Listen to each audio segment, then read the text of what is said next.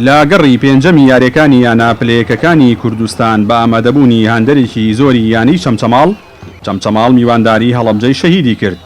لا سەرەتا یاریەکەدا هەردوو لا بەهێرش بردنە سەر گۆڵی یەکتر دەستیان بە یاریکردن کرد، بەڵام تا ڕادەیەک چەمچەماڵ باشتر دەرکەوت و تا سەرنجام و لا خولەکی 28 یاریەکەدا چەمچەماڵ توانی لە ڕێگەی یاریزان ئەحمەد عومەرەوە گۆڵی یەکەم تۆمار بکات.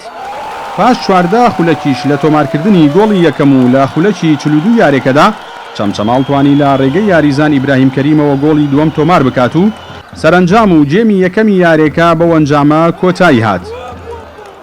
لا دەستپێکی جێمی دووەمی یاریەکەدا سەرەڕای ئەوەی هەردوو لە چەندین هێرشیان بۆ سەر گۆڵی یەکتری ئەنجامدا و چەندین هەلی گۆڵکردنیان لەدەستدا، بەڵام ئەو جێمەش بەبێ گۆڵ کۆتایی هات و سەرنجامی یاریەکەش بە ئەنجامی 2-0 لە سوودی چەمچەماڵ کۆتایی پێهات.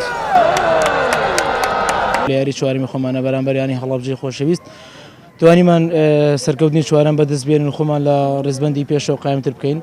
ئەوەی جێی دڵخۆشیە کە ئێمە هەموو ڕۆژێک کە لەم یاریگەیاریەکەن لە خولی پلەیەکانی کوردستان دڵێم هەندرانە خۆشەکەین.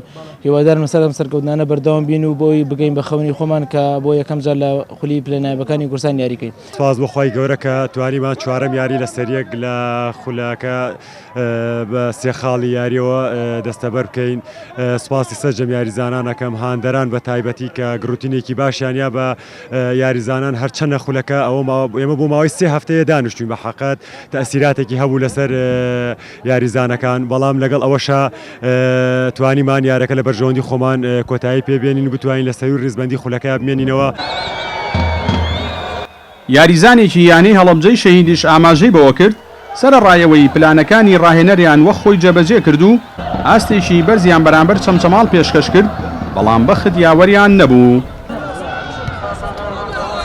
ڕاستیە ئەمەوەکو هەڵەبجە لە چاو یاریەکانی ڕابردووە ئەم یاریەکی باشمان کرد، لە سەرتاوە فرسەمان سووتان فرسەی گۆڵ ئەوە بۆ خوای گەورە مۆفەقی نەکردین، ئەوەی کە ڕاهێنەر پێدانەوە پلانە توانیمان تا ڕادێکی باش جێبەجێ بکەین. گۆڵەکانیش لە دوو غەڵەتی فەردیە گۆڵمان لێکراوە. ئینشاءڵڵا بۆ یاریەکانی داهاتوو مێدەوارم ئەم پێکاتێکی باشە وەلەوەی ئیمکانێتی یانە هەر ئەوە نەیە.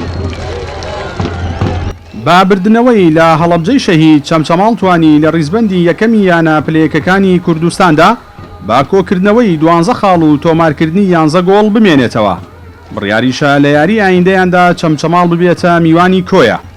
هەرچی یانەی هەڵەبجەی شەهیدیشە با کۆکردنەوەی تەنها 4 خاڵ لە ڕیزبەندی 12می یانە پلەیەکەکانی کوردستاندایە و بڕیارە لە یاری ئایندەشیاندا میوانداری ڕزگاری بکەن. جەلال جەباری کەناڵی ئاسمانی پەیام چەمچەماڵ.